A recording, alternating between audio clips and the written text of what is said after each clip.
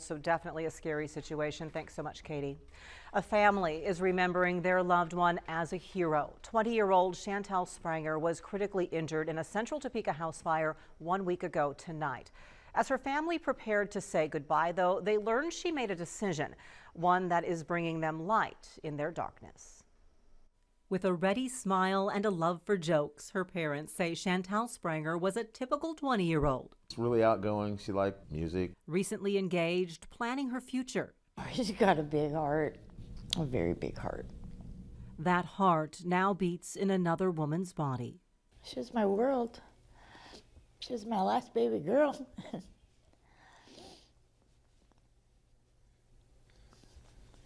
Just as hard.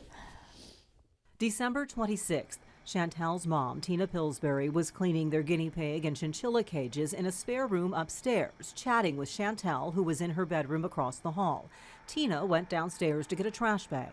Last thing I remember her saying is, "Mom, I'm going to lay down for a while." Less than 10 minutes later, a crash sent Tina and her husband, Mike Beatty, rushing toward the stairs. She looked up and she said, "Oh my God, the house is on fire." And when I looked up the stairs, it was just completely engulfed in black smoke. There was no flames. I couldn't see any flames, no orange, no red, just black. Mike tried once, twice, 5 times to get up the steps to Chantel. It's almost like I ran into an immovable wall every time I went up there. It was so hot and so intense that I could not move forward any farther. Chantel suffered burns over 25% of her body, but it was the intense heat and toxic smoke that proved too much. When doctors at University of Kansas Hospital's burn center delivered the news Chantel would not survive, the family prepared to say goodbye, and a new group of staff came to visit. They were talking to us, and the next thing you know, he tells us your daughter was a donor and is giving herself. And it hit me like I almost hit the ground because I was so proud. You know, we thought it was so dark. And then when I heard that, there was like a light shining out of this darkness. Monday morning, hospital staff lined the hallway for an honor walk, guiding Chantel toward her final gift. And you know, like she was an army man, you know, and they're giving her the Medal of Honor. She was my warrior. Thank you for all that she has been for her family. We want Chantel back. I would choose that any time, but this is the only way I can think of her going makes us feel good. You know what I mean? Not that we lost her, but she saved 4 lives, including a little girl. A 7-year-old girl received Chantel's kidney, a 40-year-old man her other kidney and pancreas, her liver to a 49-year-old man, and that beautiful heart gifted to a 42-year-old woman. Maybe one day I'll get to listen to her heart again. We prayed for a miracle for us, and he gave us a miracle, but it did, you know, it's for us, but not what we wanted. But it's ×4, so I'll take it. She's a hero. The cause of the fire remains under investigation. The family says they're told it may have been electrical. They hope to raise awareness of 2 things by speaking tonight. First, fire safety. Have a plan and working smoke detectors. They did not, and say they simply never thought about it because they were renting the house. Second, sign your license to be an organ donor. You never know who you might save. I have information on how to do that and join the registry, plus a link to a GoFundMe to help the family on WIBW.com. January is National Blood Donor Month. While we tell you all the time about the need for blood, in tonight's To Your Health, you meet a man who is living proof of the difference it makes. 24-year-old Jacob Smith is alive today thanks largely to 26 people he never met. I was brought back to life. March 30th, 2021. 1 second, Jacob was in the car with his mom, sister, and 8-month-old nephew. The next, I remember looking over at my mom and telling her, "Brace for impact." a Cadillac Escalade was speeding the wrong way down Southwest Polk, slamming into them at upward of 80 miles per hour. I was folded like a pancake up underneath the airbag. Jacob's mom and sister were hurt. The baby? My nephew didn't survive. At Stormont Vale's ER, Jacob at first thought he was okay. Told him I was fine, I was going home, and they're like, "Well, we can't do nothing. Go ahead, stand up, walk out." I stood up and everything popped. Jacob collapsed and his heart stopped. The bones that makes your pelvis, it was all like fractured and was like a puzzle piece that wasn't put together. The trauma team jumped into action to get his heart beating and put him back together. Jacob ended up needing blood from 26 different donors to save his life. Trauma nurse Teresa Taylor says in a major incident like Jacob's, having a blood supply ready to go is vital. You can't just wait to track down donors. There is no time. If there's not blood to pump through the body to deliver the oxygen and the nutrients to those organs, there's not a chance to recover. We have nothing to fix. And it's not just trauma patients who need blood. Mamas having babies sometimes can run into bleeding emergencies. Some of our cancer patients oftentimes are regular blood transfusion recipients, neonatal intensive care, so the little tiny babies. Taylor says she's often struck by the fact blood donated locally stays local, helping people in your own community. Just knowing that people gave that of themselves, not ever knowing where it was going to go, and that made the difference for someone between life and death. It's really amazing. Jacob spent a month and a half in a medically induced coma, another month in the hospital, and another 3.5 months in a rehabilitation facility. I have 1,000 pins holding my hip together, 4 screws, 2 bolts, and a plate on my ribs. While he's grateful to all the medical staff who have him back on his feet, he's most thankful for those 26 people who rolled up their sleeves and gave him, literally, the gift of life. It means a lot.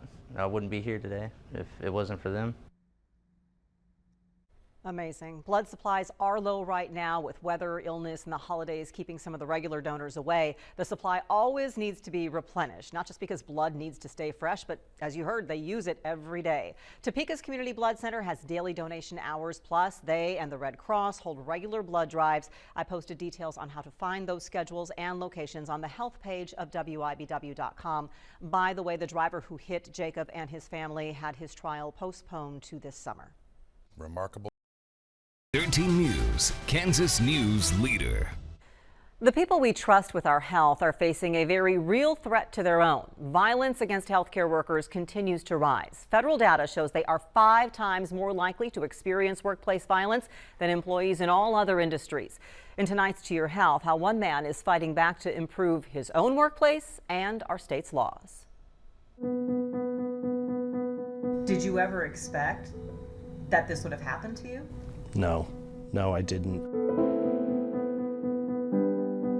Chris Biesing isn't a doctor or nurse. He's held managerial roles at Stormont Vail. In January 2017, at a meeting in a clinic, that didn't matter. As I was walking down the hall, there was a person that had been sitting on a bench, and he stood up and he attacked me and punched me in the jaw and drug me around the corner.